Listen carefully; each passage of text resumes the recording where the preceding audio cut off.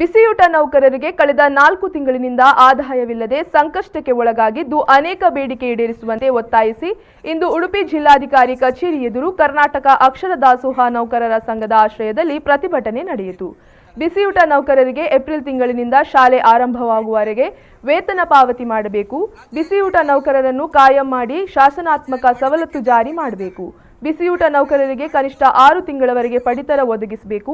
ಬಿಸಿಯೂಟ ನೌಕರರಿಗೆ ಲಾಕ್ಡೌನ್ ಅವಧಿಯಲ್ಲಿ 7,500ರಂತೆ ಮುಂದಿನ 6 ತಿಂಗಳವರೆಗೆ ನೀಡಬೇಕು. ಹೀಗೆ ಹಲವಾರು ಬೇಡಿಕೆಯನ್ನ ಈಡೇರಿಸುವಂತೆ ಒತ್ತಾಯಿಸಿ ಪ್ರತಿಭಟನೆ ನಡೆಸಲಾಯಿತು.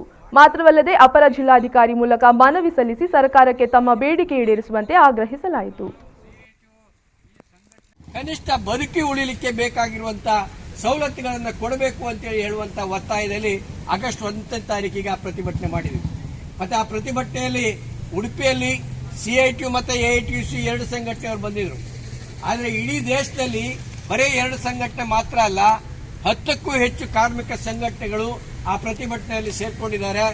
ಬ್ಯಾಂಕು, LIC ಬೇರೆ ಬೇರೆ ವಿಭಾಗದ ನೌಕರರು ಕೂಡ ಈ ಪ್ರತಿಭಟನೆಯಲ್ಲಿ ಸೇರ್ಕೊಂಡಿದ್ದಾರೆ.